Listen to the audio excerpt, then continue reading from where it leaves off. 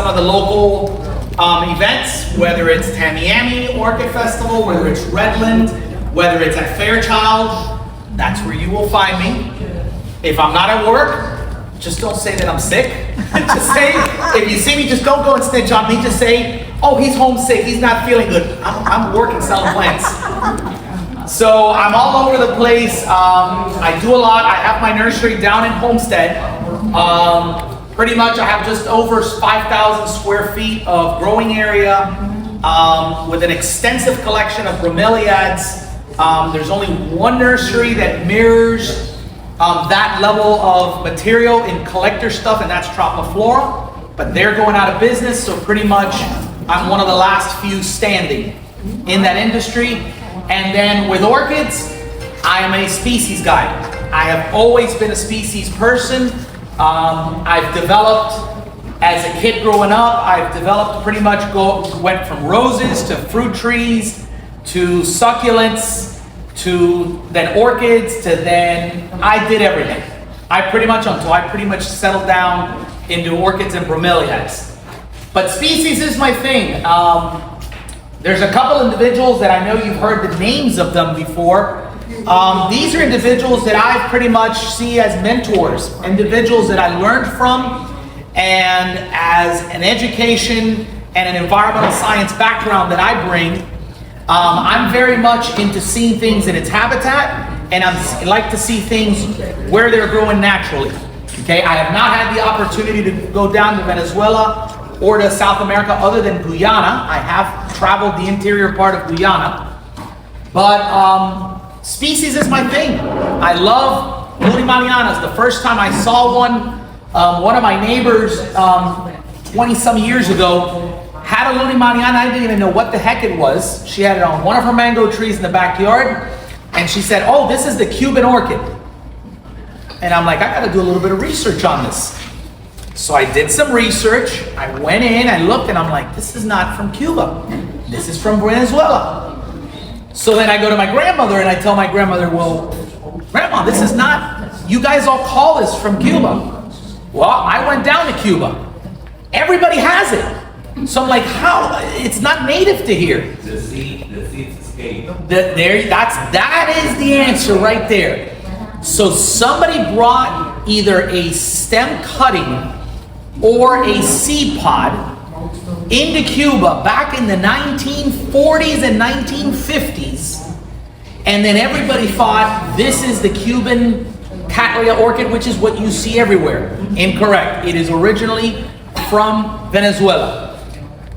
So diving in, the picture in your background, that is called Cattleya mossiae, which is the national flower of Venezuela. That cross is with Julieta Bosque. That is, there's a lot of hybrids and a lot of crosses that have been made through the years with lueddemanniana, mossiae, percivaliana, germanii, or Orchidsii, Gastelliana, labiata. I can go on and on. Okay.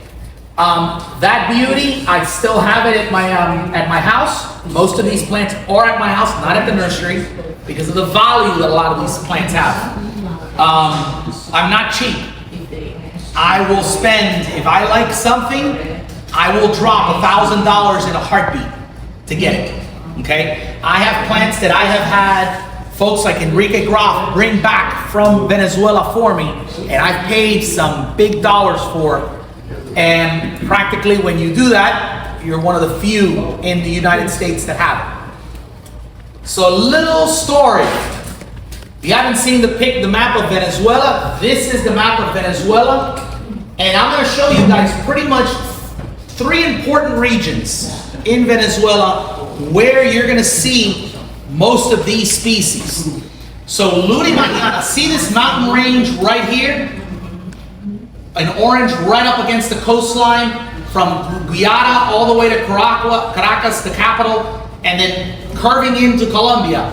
That is called La Cordillera del Norte, okay, in Spanish, or the coastal range, coastal Cordillera range.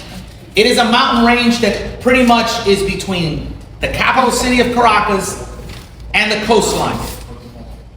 Obvious reasons from a scientific point and from me with my science background, I'm not gonna bore you guys to death on it. When the trade winds come through the Caribbean, some of those trade winds hit up on those mountains and you get these climates, these microclimates where these plants grow. One of the most important things with this northern coastal range is that it is very dry. It is almost, I'm going to show you pictures of it. It looks like pictures out of northern Mexico, looks like pictures out of Arizona and New Mexico, which sometimes tells a story that I'm going to tell you guys at the end, why most of these plants do not like to be wet. You will have issues with them. I have gone through thousands of dollars worth of plants here in South Florida because during our rainy season, they cannot tolerate the regular orchid mix with it, but that's at the end. So this northern range is the Cordillera del Norte, where you're mostly going to see Cattleya lueddemanniana, mossiae, and Cattleya. Then you get into the Amazon area, or what you call the Guyana Shield. Okay, that is mostly in eastern Venezuela, pretty much in an area back here where I'm highlighting here, and then you see a little name that says Cainama. Okay, Cainama Falls. Okay, that is one of the largest waterfalls in South America. That pocket area down there is one of the most diverse area in orchids outside of Ecuador and Brazil. This is one of the largest concentration of orchids you're going to see anywhere. Okay, then you've got the area down into the Amazonas state towards Brazil, where you see mostly violacea, Cattleya violacea. You see them along the riverbanks in that area. That plant likes to be wet. Okay? I'm not going to read everything to it. If you guys want to take a picture of it, you're more than welcome to it. Cattleya lueddemanniana is one of the easiest unifoliates to recognize. You see its bloom right there. You have 4 different variations. Okay, there's more of it, but I'm going to put the 4 major ones. You got your rubras, you got your semi-albas, you got your ceruleas, and you got your flameas. Okay, each of them have their distinct characteristics. Towards the end, I've got a pretty good, nice database that you can see the variations, and I'm going to show you some of my personal favorites that I grow down here. Okay. Cattleya lueddemanniana inhabits pretty much 2 different types of habitats. That gives you a clue of how to grow them down here. Pretty much the first one is a lowland semi-xerophytic deciduous environment, almost a semi-deciduous environment. What does all that mumbo jumbo mean? They like to be drier. They like to be in a lot of intense light. They don't like to be in shady areas. They like to be high on tree canopy or in trees that lose their leaves multiple times during the year, or that does not have a lot of canopy. You're going to see that. You mostly see these guys pretty much from about 500 meters above sea level. So evening that out, we can grow them down here. They don't like to be in cold temperatures. They don't like to be in ultra hot temperatures. They like to be right where we're at down here, how we grow stuff down here. I have grown almost all of these plants in our freezing conditions, in our freezes that we've had, and in these unbearable heat waves that we have. They do fine. I have even adapted lueddemanniana to grow in up to full sun, which is unheard of. Okay? But you have to acclimate them. All right? So that's lueddemanniana. I'm going to show you some pictures of some of the crosses that I've grown, that I enjoy having. Okay? What I want you guys to notice on here, and it's, I get this a lot in the bromeliad side of the world, and I know in the orchid world you get that as well. A lot of folks say, well, they kind of look the same. There's a lot of distinct things that you can find in the blooms. The lip, the throat, and the sepals. Okay? This one, as you can see, Irma Sophia, I love that lip. I absolutely love that lip. It has more of a trumpet type of a look to it. But then you get crosses like Tibicay and Thanksgiving. Look at that throat with a light color, almost flamea with the splashes. Look at the petals and look at some of the spots. It's a little tight so you can't see it.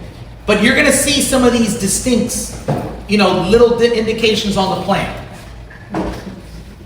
See how they continue to vary? These are the more common tipos. These are more of the rubras. The rubras are more of your red, more of the reddish purple color to it. Then you get some like Cattleya that I can draw almost a perfect round or oval on that plant and it will fit 80% of it into that oval. And you can see with some of these plants, you have separation, okay? Some of these, you don't. It's almost a perfect oval round. And again, the distinct on there is the lip with the yellow on the edges. And it keeps getting better. Enrique's Choice. Both of these plants were brought to me by Enrique Graf, three pioneers in Cattleya species, okay, that I look up to a lot. I've personally been with them. I have spent days sitting down, just hours and hours just talking and picking our brains.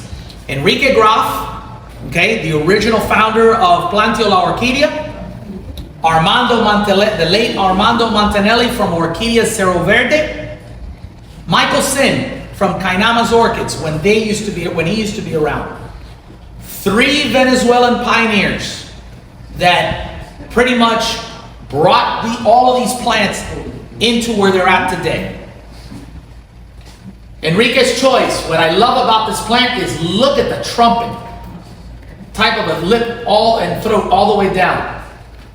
This plant, I have barely a cutting of it. I've almost lost this plant 3 times during 3 different hurricanes. And let me tell you, that picture does that plant a disservice. That color looks like a leather, almost like it looked like old 1960s leather furniture or those old fabric furnitures from back in the day. Beautiful plant, light white on the edges, gorgeous plant.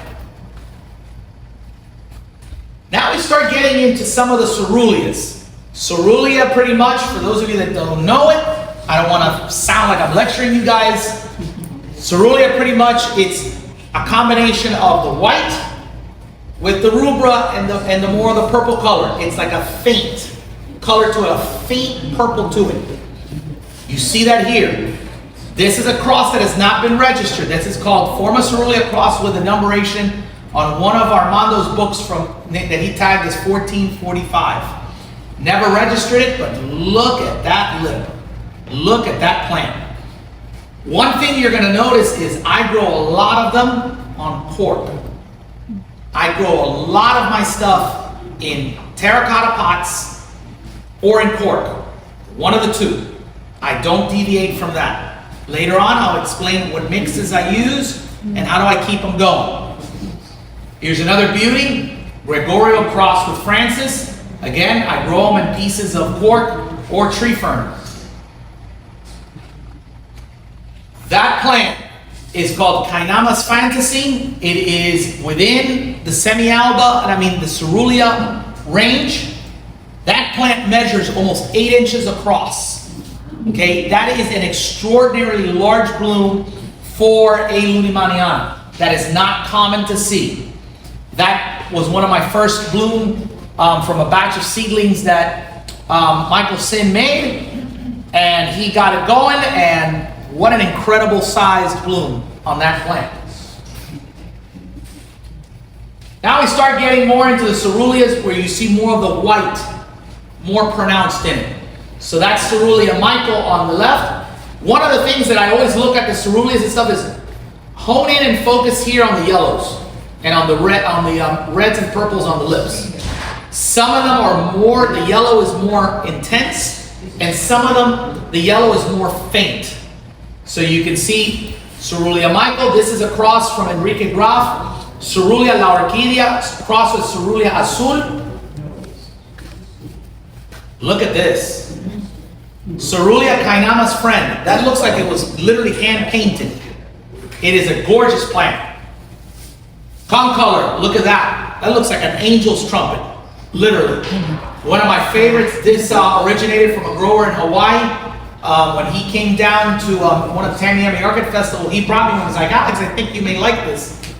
Grew it out, put out that bloom. I'm like, damn, this looks nice. I like it. And it's very consistent like that. More, now you start getting more into the semi-albas. Again, semi-albas, you want to look more at the lip. It's all about the lip. At the end of the day, that's the most you're going to hear about me saying. It's all about the lip and the form of it. Cattleya percivaliana. I hear a lot of things from a lot of people. A lot of people say they stink when they're in bloom, and some people say, I like it. I'm more into that I like it camp. Pretty much the fragrance to me is more like an Old Spice type of a fragrance. Known around as the Christmas orchid because traditionally it did bloom right on cue during Christmas time. This was actually the first year that all of my percivalianas bloomed on time. Why was that? If everybody has good memory and remembers, I want to say around Halloween of this past year, we had a pretty strong cold front that cooled us down early. Well, that triggers these guys. That temperature change triggers these guys to bloom. Because the last few years, my percivalianas were blooming after Tamiami Orchid Festival. They were blooming middle to late January, which is unheard of. Because I've always had them in bloom early December to around Christmas time. So these guys are located in a small pocket area in the Trujillo state of Venezuela. They like to grow on rocky cliffs. And I'm going to show you guys some pictures of a friend of mine that went down to Venezuela and took pictures of it. It is incredible how these plants survive in the wild. It is just mind-blowing. It is, I still can't believe how they grow. And they survive the environment they're in. Nevertheless, they like to grow with mosses, grasses, and stuff like that on walls, on cliffs, on tree limbs. They have been adapted to grow in more of a wetter environment. Hence, if you notice on your percivalianas, the pseudobulbs on those plants are very large. And they store a lot of water on there because they go through their dry season and their rainy season. And that's how you can identify with a lot of these species, their pseudobulbs. Lueddemanniana is more narrow, longer. Percivaliana is more smaller, chunkier, and vice versa. That's how they grow down in Venezuela. It is, I ask myself every time I see the picture, how? There is no, these are literally almost, I would say, granite type mountain sides that have no way of holding on. There's nowhere where there's a collection like you would see in the rainforest where you see a lot of leaf litter and moisture accumulated. Where do you see that there? You don't. You have, yeah, some grasses, some mosses and stuff in between there. That's almost a full sun exposure all day long. So how do these plants retain moisture? They're pseudobulbs and the mist and the fogs early in the morning. That's it. So you're seeing all these clumps of them all in full bloom. And that's pretty much at sea level or just under 1,000 meters. More pictures of how they grow over there. It is incredible. So you're seeing them in clumps. You're seeing the environment of how these mountain ranges are in that northern coastline of Venezuela. So these plants are tough. Hence why I say, imagine putting this plant in regular orchid mix with bark, with charcoal and everything, and with our rains that will get 1 inch, 2 inches of rain in a day. When it just gets out of hand, you're opening them up to black rot and leaf rot. Believe me, I've gone through it. I've lost hundreds to it until I found the trick to it. So some of the stuff that I've gotten and I've acquired, and a lot of you guys have some of the stuff, I don't stick to the normal common stuff. I normally see a lot of common percivalianas. I like the ones that have really distinct things to it. Which is one? Percivaliana firestroke. Okay? I love the intense orange in here. A lot of the percivalianas, you only see the orange very faint and the more of the red and the purple pronounced on the lip. I like it when the more of that color comes out and less of the common. Look at the ruffles on that lip. Okay? This is another variation to it. If you notice there, it's more flat. The orange is more pronounced. The lip is almost opened up, and it's almost a pure orange. I got that plant from the old, and a couple of you guys may know this name, Ruben Saulera, from back in Ruben and Orchids. When he was around, I got that plant from him. I saw it in one of his greenhouses down in the Redlands, and I saw it, and I'm like, I have to have it. Not for sale. So I'm like, all right, Ruben, here we go. What's the not for sale price? It's not for sale. Okay, I've got $500 cash in my pocket right now. Will you take it for a 2 or 3 bulb division? Took a cafecito and arm wrestling, and then it's like, God damn it, kid, you're insistent. Take it, just go. And I got it. Nobody has that now. You don't see that nowadays. Okay, very few in collections. Another plant that I absolutely love. This one is Percivaliana sonia with Alba Vilma. This has now been registered as Percivaliana rapture vine. Okay. Another beautiful plant that I got from Enrique Graf that he brought back. I just love the simple, elegant form of the bloom. It just looks nice, has a great form. I love the purple stripe right up to all the way in that you normally don't see. I like that. It's very nice. It's nice and classy. And the same thing with Percivalianas. You've got your standard, you've got your semi-albas. You see a semi-alba out there, get it. Semi-albas fetch an extraordinarily high dollar value. They are not around. I mean, it took me 15 years to get my first one. And that was by mistake. Okay, ceruleas are another one, specifically where Percivalianas are extremely rare to find. What's extremely rare to see is a Percivaliana that you normally see them with 2 blooms on a stem, and you've got 2 bloom stalks with 5 blooms clustering. That's not normal in a Percivaliana. It is also not normal, the ruffling all over the bloom. This is a cross that I got from Michael Sin a good 20 years ago that he had it labeled as Kainamas Pololo. As you can see, I grew it on cork. It does well. You notice some of this purple or mahogany blushing on the leaves. A lot of people ask, why do you sometimes see the spots and stuffs on the leaves? That's the intensity of the sun. That's the sunlight intensity. That's normal. Nothing's wrong with it. There's no deficiency or anything. That means the plant is happy.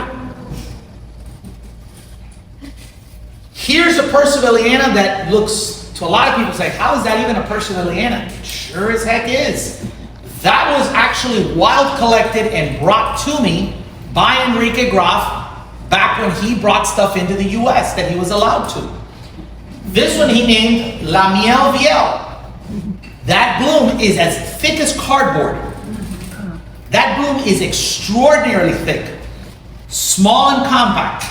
He had that at his 20-acre property in Caracas, and he gave me a cutting of that, and I was shocked of how beautiful that bloom is. Not common, very small, very compact.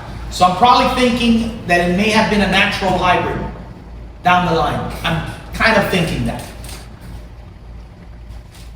Sarasota Redonda, same thing. I can draw a circle all the way across and it would fit, most of it would fit on there. That was a cross that I got right at the beginning when Rafael and Cristina Romero from Plantio La Orquídea in Sarasota, when they first got their nursery operations going up in Sarasota, I got that plant from them, still have it, love it. Then you got percivaliana semi-alba, nice bright orange, slight purple on the lip, not very common to see that. You see it more with the orange in it. Cattleya mossiae, that is the national flower of Venezuela. It is probably within the sphere of the Venezuelan unifoliates, my favorite. I love mossiaes. Mossiaes come in so many different forms. I can spend an hour talking about the history of mossiae dating back to the Renaissance and back to England. But we're not going to do that tonight. So a lot of beautiful. So this beauty pretty much grows in a very large area of the country. You pretty much have them growing from the mountain range of the Cordillera de la Costa del Norte all the way to the northern facing slopes and to the southern facing slopes and then into Colombia. Pretty much you see them 800 to 1,500 meters above sea level, mostly in the Miranda state near Caracas and the western part of Yaracuy state. They like to grow in open tree canopies, very high up. Okay, I have seen also pictures of them growing very high. How do they not burn? I asked the same question. Okay, very good, easy plant to grow. I have been after this plant. Okay, ever since I've been into orchids, I am still after this specific cross, and I have not been able to find it. I have even contacted people that grow a lot of this species down in Venezuela, and they don't have it. So I'm curious to see where this plant originated from. But this is Mossiae Carlo Ulysses. I love that lip. It is just wild. So some of my Mossiaes that I grow, I have a nice semi-alba there. I have the big one that I showed you in the beginning. This beauty is approximately 40 to 45 bulbs on my pot, okay? And when it puts out a bloom, this bloom is from about 5 years ago. Every year I count between 50 and 65 blooms on that plant. I don't touch it. It's like one of those plants that you have it on a pedestal in the greenhouse. You look at it, but you don't come near it to avoid anything happening. God forbid any kind of fungal problems or anything gets to it. God forbid, you will regret. That plant has been with me well over 20 years. That plant was actually my grandmother's that I took away from her. So I don't even know how long she had it. So that's how far back I've had that beauty. Lawrenciana, another nice, smaller Cattleya species from there. I'm going to be quite honest with you guys. I have not been able to grow that plant down here in South Florida at all. I've grown only 2 of them, and the 2 times that I've grown it, it started great, and it was a slow decline. I've tried multiple times. I gave up. I've tried every mix imaginable. I've tried every option. They will black rot on me in 2 shots. It's just too wet. I don't know what it is here. You normally see these guys in the Guyana side towards eastern Venezuela into Guyana and the Essequibo part of Venezuela. That is the one plant I have been able to grow. I grew it beautifully. It would bloom great for me. Every year was less blooms, less blooms, less blooms. Then fungal problems started. It rebounded again. Then it had a relapse. Gone. So I gave up. So here's a nice colored map, because now I'm going to get into my environmental science and biology background. I'm going to show you guys a couple of maps of South America, pretty much of topography and vegetation and stuff. So here's obviously the map of Venezuela.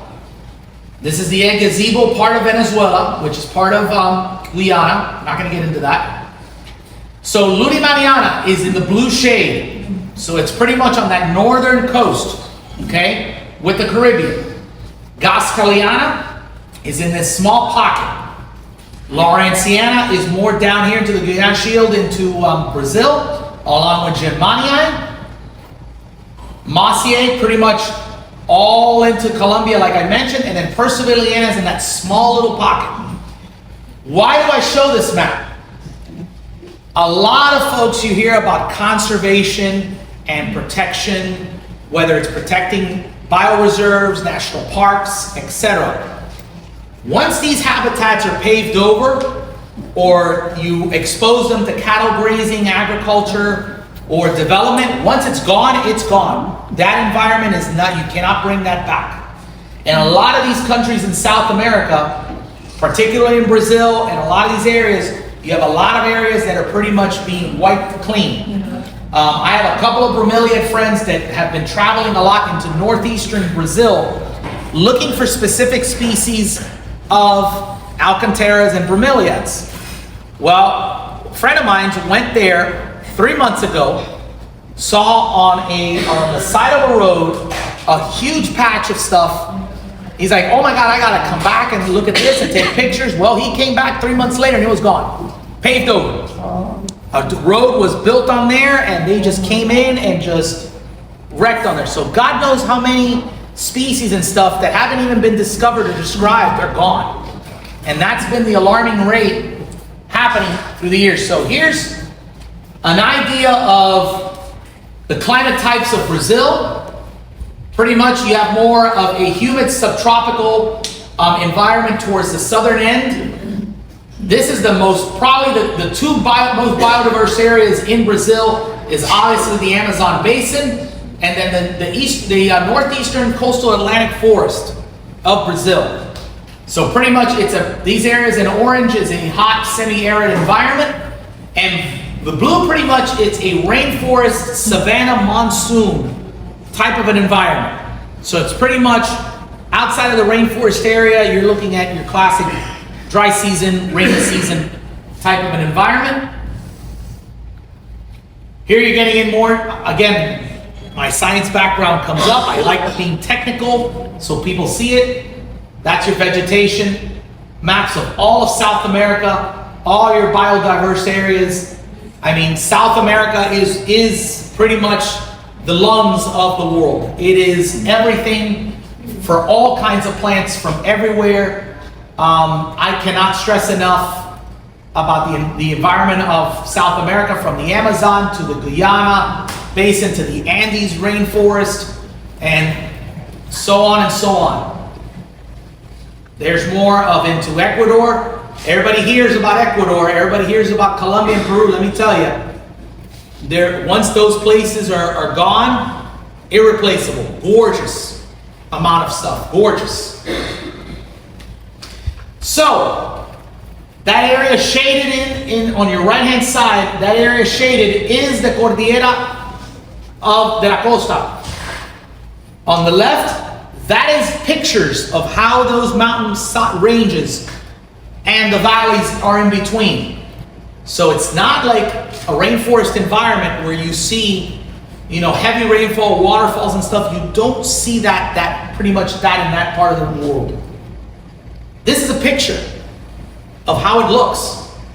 If I were to tell you right now, if we wouldn't do this program and I would ask the simple question, where was this picture? Would anybody disagree with me that it looks like Arizona? Or that it looks like western Texas? Or even northern Mexico? You got cacti in here. You got some euphorbias in here, and you've got a lot of semi-deciduous plants in there. That's where these plants grow. So that's why with orchids, just with vandas that come from Southeast Asia, and a lot of orchid groups and stuff, learn where these plants come originally from their habitat, and once you educate yourself where they come from, that will give you so much power and knowledge on how to grow them properly, and you will avoid so many cultural problems with how you grow them. That's labiata. That's how they grow up in the trees. You got nothing. You got nothing. You're directly on the bark. You've got no kind of moisture retention or anything. Look at that. Look at the lueddemannianas up there. I mean, pretty much right on tree limbs. And there's a close-up picture of some of your percivalianas that I showed you earlier. Directly right on the rocks and on the cavities. Impressive. So like I promised, here's a quick little directory of all your stuff, and you see them. These are your Cattleyanas on the top. Okay? These are your Germanias. I like Germanias. Look at your Germanias on the bottom. Here are some of the Lawrenceanas up here. Here are all the lueddemannianas. I love the Centellas one. Look at that. More lueddemannianas. There you got more mossiaes in the bottom. And there's your percivalianas. Classic Alberts, that's a classic that's been around for a long time. Cerulean undine, that's another very, very high value collector plant that is asked for a lot and high demanding. So, this is a QR code. If you want to get your phones out and scan it, you can scan it. This will take you directly to my website. This is where I have all of my collection of what I have the divisions of that I have available to sell. Okay? I normally don't bring all the plants that I have in the collection because most of them are, I may have one or two of that I do front bulb divisions of. So when I have them available, I put them on the website along with thousands of bromeliads and everything that I grow orchid and bromeliad wise. I'm also on eBay, so if the website doesn't suit you, I've got plenty of stuff on eBay. As you can see there, I'm very picky about what I have. I don't have what I call the normal stuff that everybody has. Every orchid nursery has their unique thing that their specialty, in other words.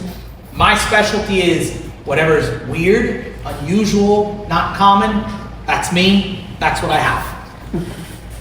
And with that said, that's my phone number there. If you guys need to give me a ring or text me, or you're looking for something, you're more than welcome to shoot me a text. And I also have my pamphlet in the back from my nursery, which some of you got. Fantastic. And with that, before I open the floor up for questions, I want to talk about a couple things. Growing them, like I mentioned. I'm very picky about the mixes that I use because of the nature of where these plants originate from, okay? Yes, I'm just like everybody else. I've got thousands of Vandas. I've got Cattleyas of all kinds. I've got everything under the sun, okay?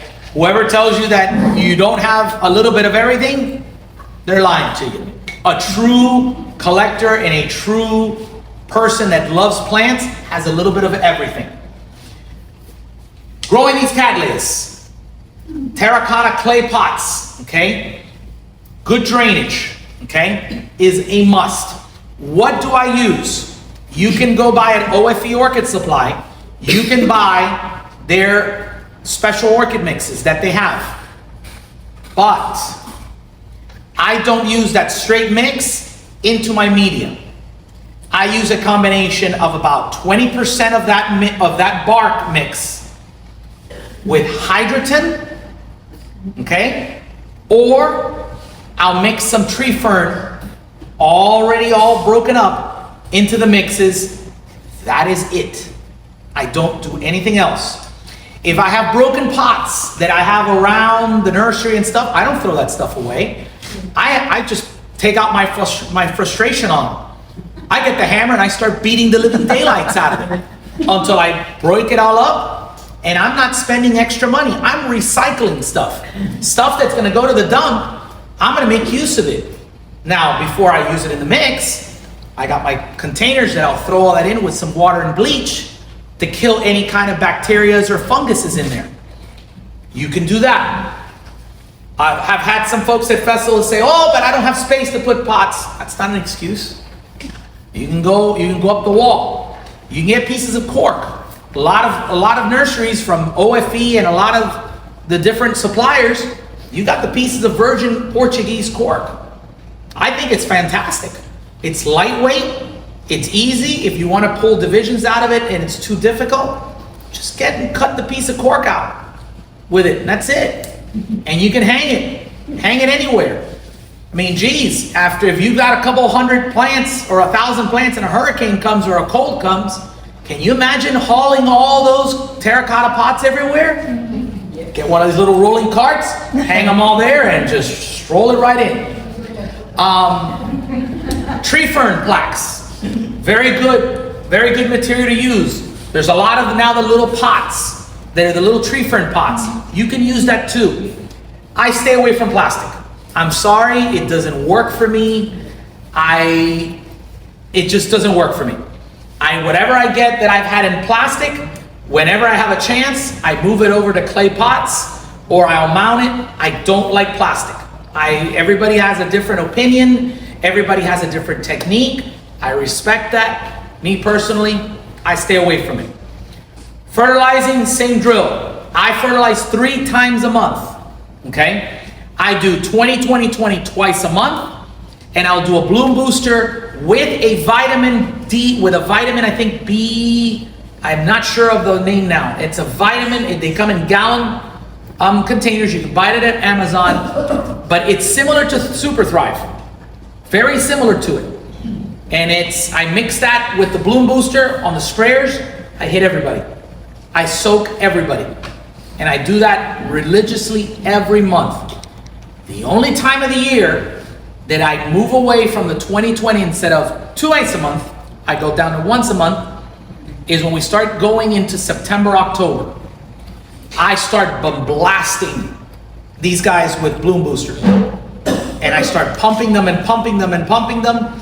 So when they start blooming in the winter and towards the spring where most of these guys bloom, they explode. Okay? With that said, questions, concerns, anything? Nothing? All right.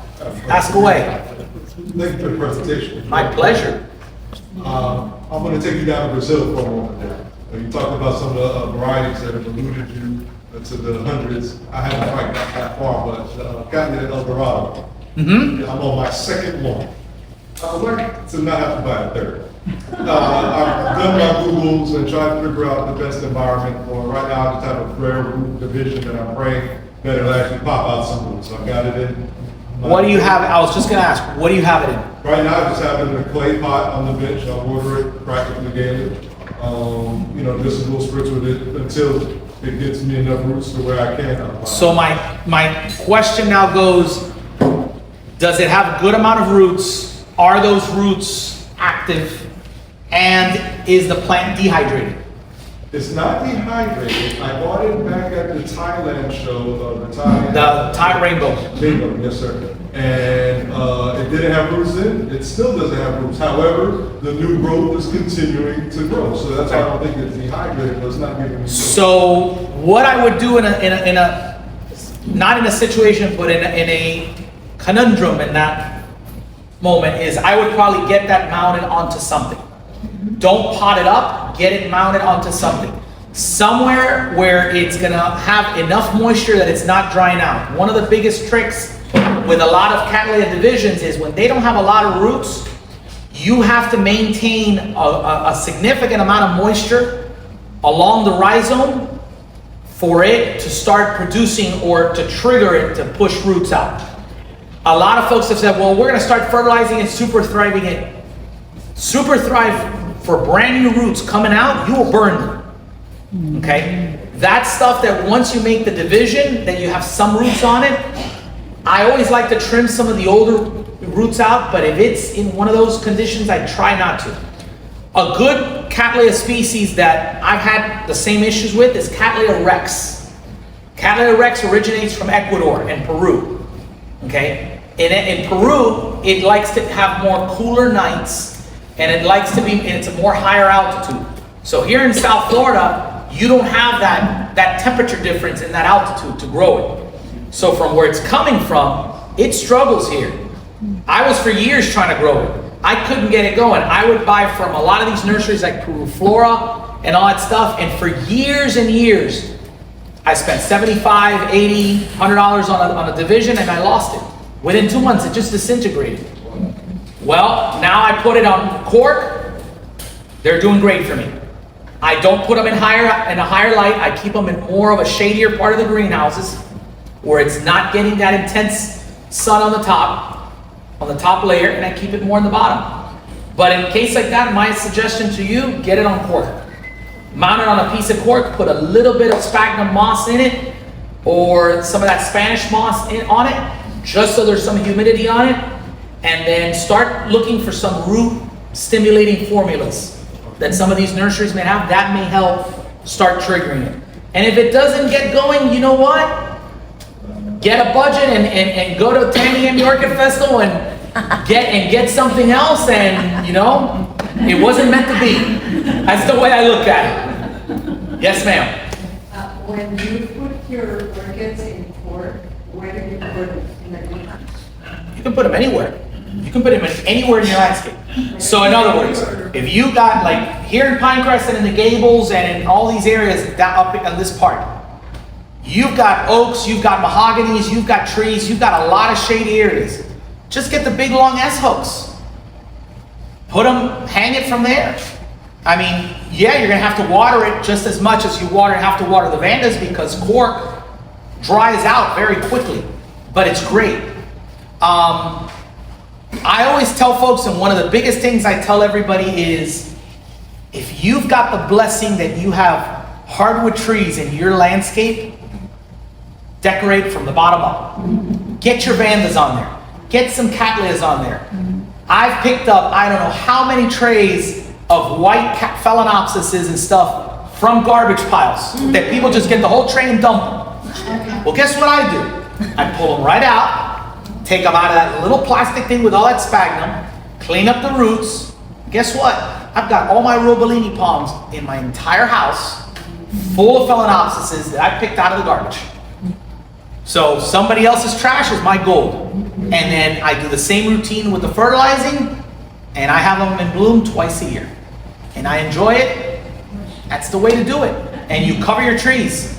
If you've got avocados and mangoes, pack those trees up with stuff. And if you don't have trees and you want to put orchids, you know what I did? Around my pool deck, I got the big, nice big terracotta pots, the ones, the design ones that RF Orchid has, Bang Jong and some of these places have. Did the little chicken wire circle in it, stuck it in there, filled it in with gravel, and I went bananas with sun-loving Vandas. And they're always in bloom. From the Miss Joaquins to the semi-terretes to the terretes. I buy them in all the colors. When you see them at the shows that they're 5 for $100 or 4 for $80. Have fun with it. Have fun. And then you got to water those guys daily.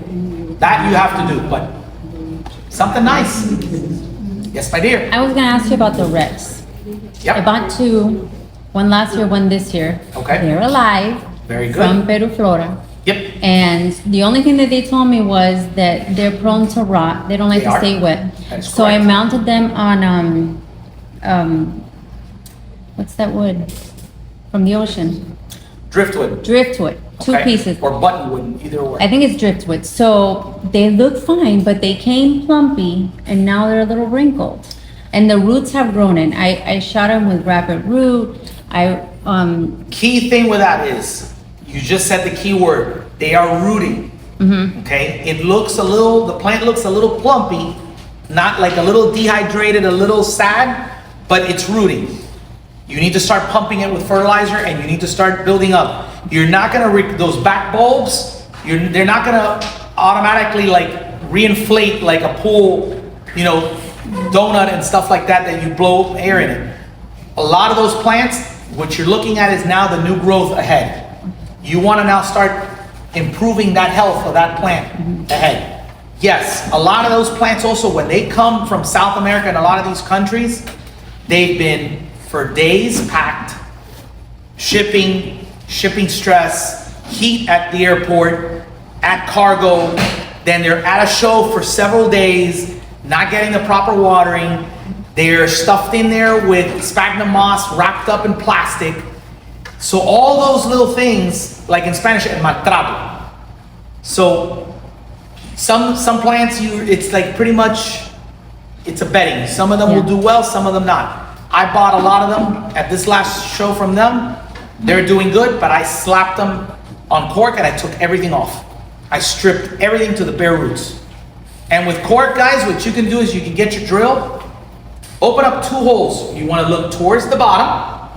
Make sure the rhizome is going so you have plenty of space to go up that cork board. 2 little diagonal holes. You can go to Harbor Freight and get yourself a little can of 1/4-inch galvanized wire. Okay? Get the piece of wire, put your plant on there, wrap it on the back, open a bigger hole in the top, get yourself an S-hook, hang it. Simple. That's it. Just like that. And then you obviously put your tag. I don't have plants that don't have tags. That drives me insane. If I lose a tag on a plant, that just sends me, my ADD, ADHD kicks in. Yes, my dear. Just a note to everybody, because I heard some mentions here of driftwood. Yes. Soak it in water. So, for a year. I'm glad she brings that up because I had somebody that lived in the Keys, went into the mangroves, and would be collecting old root props that would come out, or old pieces of buttonwood that just died from the hurricanes and stuff. They're like, oh, I'm gonna take this, I'm gonna plant. You don't know what you're opening yourself to. There is so much salt built up in there that, like she was saying, you would literally have to get a barrel of water, soak it in there, and change that water multiple times within months and even up to a year before you can get all that salt deposits and everything out of there. Because remember, wood absorbs. So all that salt is sucked in there. So you got to get as much of that out of there. So you got to be careful. What about wood that you buy from Amazon? Oh no, that's cured. That stuff is cured, clean. There's no worries about. This is if you're going and you're picking stuff up. You said it's okay. Yes, that's fine. Oh. Yes. Just like if you're right now, let's say you're driving on Tamiami Trail or I-75 heading to the southwest coast of Florida, and you see pieces of pine trees or a piece of cypress tree that came down, and there's a huge pile that they cut up and they're throwing it out. Very good wood. Cypress wood, oh my God, if you see that, get it. Yeah. There was one time that they were trimming a lot of the trees along Tamiami Trail for the power lines for FPL, and they were putting limbs on the side of the road, and I'm like, let me ask, because this was within Big Cypress National Preserve, so I'm like, let me ask. Last thing you need is somebody stopping you and they're like, where did you get that? Oh, you cut that in a national park? You're done. So I asked FPL folks and they're like, hey, is this going? It's like, yeah, you can take. So I just grabbed my phone, took a picture of them cutting everything, and I helped myself to thick 6, 7, 8-inch trunks of cypress, cut the stems off, regular cut, and then just got one of those table saws and just started cutting in slices. That wood is unrottable. That stuff takes years for it to decay. Any other questions? All right, thank you guys very much. Thank you. I brought some bargain bin goodies.